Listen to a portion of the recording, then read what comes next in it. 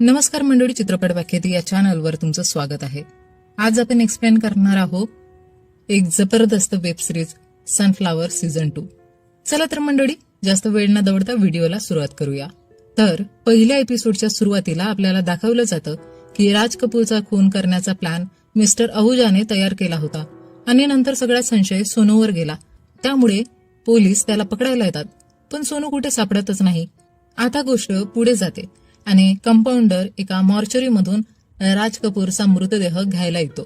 तेव्हा तो बघतो की राज कपूरचा एक डोळा गायब आहे. हे पाहून सगळे चक्रावून जातात. सगळ्यांना प्रश्न पडतो की मृतदेह गृहात येऊन डोळा कोण काढून गेला असेल. तांबे राजचा फोटो बघून म्हणतो, बडी घ्यायला कोणी आलंच नाही, पण डोळा चोरून नेला, हे कोण करू शकतं. तेव्हा त्याच्या लक्षात येतं की राजची बॉडी त्या हॉस्पिटलमध्ये होती, तिथे सोनू गेला होता. डीजी म्हणतो, सोनूला कसंही शोधून आणा. आपल्याला कळतं की सोनूसाठी वॉन्टेड पोस्टरही लावले गेलेत. डीजी तांबेला विचारतो की नारळात काय होतं त्याचा रिपोर्ट आण. तेव्हा तांबे सांगतो लवकरच रिपोर्ट येतील. एवढ्यात आपल्याला कळतं की आज तांबेचा वाढदिवस आहे. दुसरीकडे सोसायटीत दिलीप अय्यर आणि एक बाई दिसतात. ती बाई अय्यरला चांगलंच सुनावते की माझे या सोसायटीत 4 फ्लॅट रिकामे आहेत, कारण तू प्रत्येक भाडेकरूला इंटरव्ह्यू मध्ये नकार देतोस. जस्टिन आपण तुझ्यामुळेच घर सोडून गेली. यावर अय्यर म्हणतो, ती मुलगी बिघडलेली होती. मग ती बाई अय्यरला सुनावते, तुझ्या डोळ्यातच वाईट नजर दिसते. पुढे माझा भाडेकरू गेला तर मी तुला उघडं पाडीन. आता आपल्याला मिस्टर अहुजा दिसतो, ज्याची बायको राधा त्याची वॅक्सिंग करत असते आणि तो त्रासाने ओरडतो. पण बायकोच्या भीतीने काहीही बोलू शकत नाही, कारण मागच्या सीझन मध्ये राधाने धमकी दिली होती, मीच आहे जी राज कपूरच्या मर्डरचं खरं सांगू शकते. तेवढ्यात राधाला फोन येतो आणि ती म्हणते, आपण पोलिसांना सगळं सांगायला जाऊ. हे ऐकून अहुजाची हालत खराब होते. आता सोसायटीत नवीन मुलगी येते, जिचं नाव असतं रोझी, जी राज कपूरच्या फ्लॅटमध्ये राहायला आली असते. तिथेच ती वॉचमनवर लाईन मारायला लागते आणि वॉचमन पण खुश होतो आणि तिला काही प्रश्न विचारत नाही. आणि एवढ्यातच सोनू येतो, जो आतापर्यंत किडनॅप झालेला होता आणि तो चिखलाने माखलेला असतो. तो रोजीशी बोलतो आणि वॉचमन पोलिसांना बोलवायला निघून जातो, पण त्याला तिकडे कोणी भेटत नाही. सोनू रोजीचं सामान उचलायला मदत करतो आणि दोघं लिफ्टची वाट पाहतात. वॉचमन अय्यरला फोन करून सांगतो की सोनू परत आला आहे आणि अय्यर पोलिसांना बोलवायला सांगतो. रोजी विचारते, तुला पोलीस का शोधत आहेत. सोनू म्हणतो, काय आहे ना, माझं फ्रेंड सर्कल मोठा आहे आणि पोलिसांशी तर माझी उठबस असतेच. नंतर लिफ्टमध्ये सोनू गाणं गातो आणि रोजी पण डान्स करते. तिथेच लक्षात येतं की रोजी पण सोनू सारखीच आहे, त्यामुळे सोनूला रोजी आवडायला लागते. नंतर सोनू आपल्या फ्लॅटमध्ये जातो आणि रोजी राज कपूरच्या फ्लॅटमध्ये. पोलिसांनी सोनूच्या फ्लॅटची झडती घेतल्याने फ्लॅट अस्ताव्यस्त असतो. तिथे सोनूला एक बॉक्स मिळतो, ज्यात जस्टिनाने सोनूचे कपडे आणि फोन ठेवलेले असतात, जे तो विसरून गेला होता. त्यात एक व्हॉइस रेकॉर्डर पण असतो, ज्यात जस्टिनाने सांगितलं असतं, मी फ्लॅट सोडते आणि याला कारण आहे दिलीप अय्यर, म्हणून तू त्याच्यापासून सावध राहा, तो सगळ्यात धोकादायक माणूस आहे. अय्यर सनफ्लावर सोसायटीच्या व्हॉट्सअप ग्रुपला एक मेसेज टाकतो की सोनू परत आला आहे. हा मेसेज बघून अहुजा खुश होतो. त्याला असं वाटतं की आता सोनू पकडला जाईल आणि तो या खुनाच्या आरोपापासून वाचू शकेल. इकडे तांबे पण डीजीला सोनू आल्याची खबर देतो. यानंतर आपण सोनूला बघतो, जो आपल्या बेडमधून एक छोटासा बॉक्स काढतो. त्या बॉक्समध्ये त्याच्या एक्स गर्लफ्रेंडचं जुहीचं काही सामान असतं आणि पैसे ठेवलेले असतात. तसेच मेंटल असायलम मधून पडून गेलेल्या पेशंट बद्दलच्या बातमीचाही एक तुकडा आणि एक पासपोर्ट तिथे असतो. यातून आपल्याला कळतं की सोनूचं खरं नाव शाश्वत लांबा आहे आणि कदाचित तो खरंच एखाद्या वेड्याच्या इस्पितळातून पडून आलेला आहे. हे सगळं पाहून सोनू ते सामान परत लपवतो आणि आंघोळीला जातो.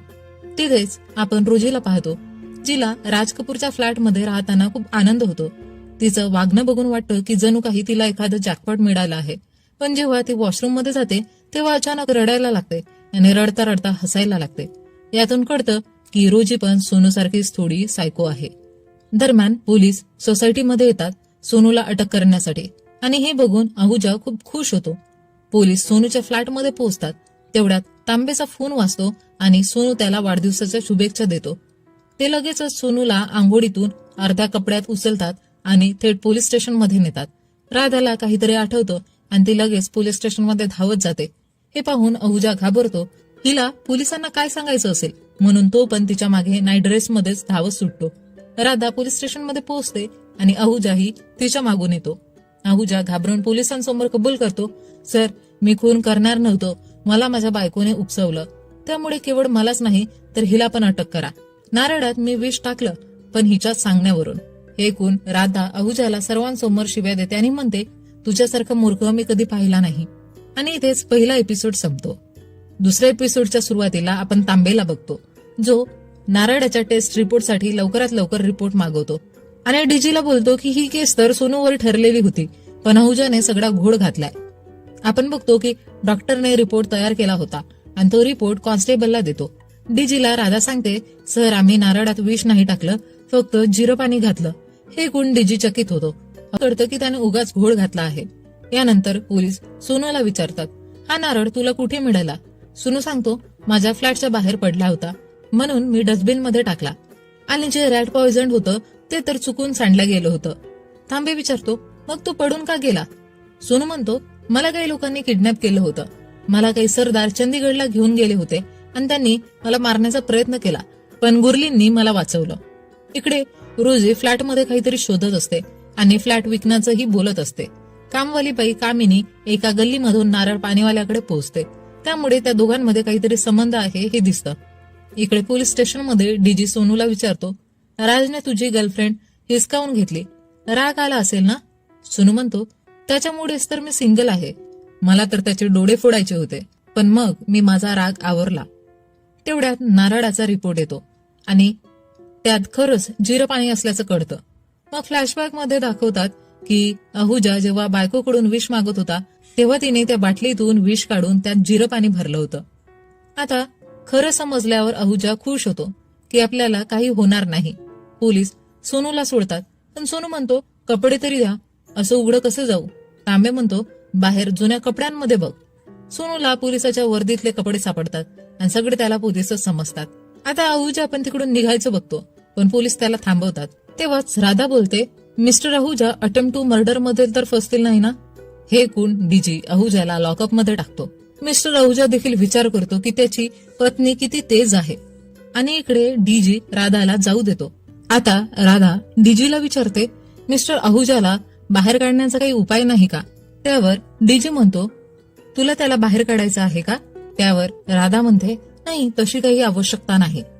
यानंतर राधा डीजीवर लाईन मारते आणि डीजीलाही ती आवडायला लागते. डीजी पण तिचा नंबर घेतो. सोनू जुन्या कपड्यांमधून पोलिसांची वर्दी शोधून काढतो आणि ती घालूनच बाहेर पडतो आणि रस्त्यावर लोक त्याला खऱ्या पोलिसासारखंच मानतात. तो एका ऑटोमध्ये बसला असताना त्या खिड्यामुळे त्याची वर्दी फाटते. तेव्हा घाबरून तो ऑटो ड्रायव्हर त्याला टेलरकडे नेतो. सोनू तिथे दुसरी शर्ट घेतो. इकडे सोसायटीत अय्यर आणि वाधवानी भांडत असतात. त्यांना कळतं की राज कपूरच्या फ्लॅटमध्ये कुणीतरी शिफ्ट झालंय. ते चिडून तिथे जातात. रोजी अजूनही फ्लॅटमध्ये काही शोधत असते. तिला अनिल कपूरच्या फोटो मागे एक फाईल सापडते आणि या फाईलच्या शोधात ती असते. सोसायटीचे लोक येतात आणि रोजी दरवाजा उघडते, सगळ्यांची ओळख करून घेते आणि तिला सगळ्यांची नाव आणि घरच्यांबद्दल माहिती असते. हे बघून दिलीप अय्यर हैराण होतो आणि त्याच्या मनात जो राग होता तो रोजीला पाहून शांत होतो. यानंतर अय्यर सगळ्यांना तिकडून घेऊन निघतो आणि रोजीला म्हणतो की स्वतःची काळजी घे. इकडे पोलीस ठाण्यात डीजी तांब्याला म्हणतो की शोध त्या नारळ पाण्यात खरंच विष होतं की नव्हतं आणि राज कसा मेला आणि त्याला मारणारं कोण असू शकतं. यानंतर आपल्याला नारळ पाणी विकणारा दिसतो आणि कामिनी पण दिसते. तिथं आपल्याला लक्षात येतं की कामिनीचा या नारळ पाणी विकणाऱ्यासोबत पण चक्कर सुरू आहे. तिथे नारळ विकणारा फ्रीज मधून एक बॉक्स काढतो आणि तिथे कळतं की राजचा डोळा त्या बॉक्समध्ये आहे आणि या सगळ्यात या दोघांचाच हात आहे जे आजवर पोलिसांपासून वाचले आहेत. आणि इथेच एपिसोड 2 संपतो. एपिसोड 3च्या सुरुवातीला आपल्याला राज कपूर दिसतो, जो आपली वसियत तयार करत असतो. ही तीच वसियत असते जिला रोजी शोधत होती. मग सीन प्रेझेंट मध्ये येतो, जिथे रोजी वसियत घेऊन सोसायटीच्या मेंबर समोर येते आणि त्यांना सांगते की राज कपूरने हा फ्लॅट माझ्या नावावर केला होता. तेव्हा सगळे विचारतात, राज तुझा काय लागतो? तेव्हा रोजी बोलते, एक खास मित्र. कोणी जास्त प्रश्न करत नाही, पण सगळ्यांना आश्चर्य वाटतं की एवढं सगळं कसं झालं. गप्पांमध्ये कळतं की रोजी बार डान्सर आहे. तेव्हा अय्यर काहीच बोलत नाही आणि बाकीचे मेंबर्स म्हणतात की राजने कोणताही नॉमिनेशन पेपर दिला नव्हता. तेव्हा वाधवानी म्हणतो, नॉमिनेशन पेपर आहेत आणि त्यावर स्वतः दिलीप अय्यरचे साईन पण आहेत. हे ऐकून अय्यर गडबडतो पण काहीच बोलत नाही. इकडे सोनू आपल्या आईशी बोलत असतो, पण त्याची आई कोण आहे हे आपल्याला दाखवलं जात नाही. सोनू आईला रोजीबद्दल सांगतो की ती मुलगी खूप चांगली आहे. रोजी आपल्या कागदपत्रांसह निघते आणि म्हणते, आता मी या फ्लॅटचे मालक आहे, मला कोणीही काढू शकत नाही. तिथे सोनू रोजीला खाली येताना पाहतो आणि मुद्दाम लिफ्ट जवळ थांबतो तिला भेटायला. रोजी आणि सोनू मध्ये गप्पा होतात. सोनू रोजीचं बोलणं त्याच्या आईसोबत पण करवतो. इकडे सोसायटी मेंबर्स दिलीप अय्यरला म्हणतात की त्याने एका बार डान्सरला या सोसायटीमध्ये कसं काय राहू दिलं. त्यावर दिलीप अय्यर म्हणतो की आपण खूप नॅरो माइंडेड बनत चाललोय, आपल्याला ब्रॉड माइंडने विचार करावा लागेल. त्यावर सोसायटीचे सगळे मेंबर्स हैराण होतात की दिलीप अय्यर मध्ये इतक्या लवकर परिवर्तन कसं काय झालं. यानंतर आपण पोलीस स्टेशनचा सीन बघतो, जिथे राधा हाजरी लावण्यासाठी येते. तिथे डीजी साठी बाहेरून जेवण येतं. ते बघून राधा म्हणते, जसं माझं माझ्या पतीवर प्रेम नाही तसेच बहुतेक तुमची पत्नीही तुमच्यावर प्रेम करत नाही. आणि इथून त्यांची लव्ह स्टोरी सुरू झालेली आपण बघू शकतो. त्यानंतर रोजी आणि सोनू मध्ये बऱ्याच गप्पा होतात.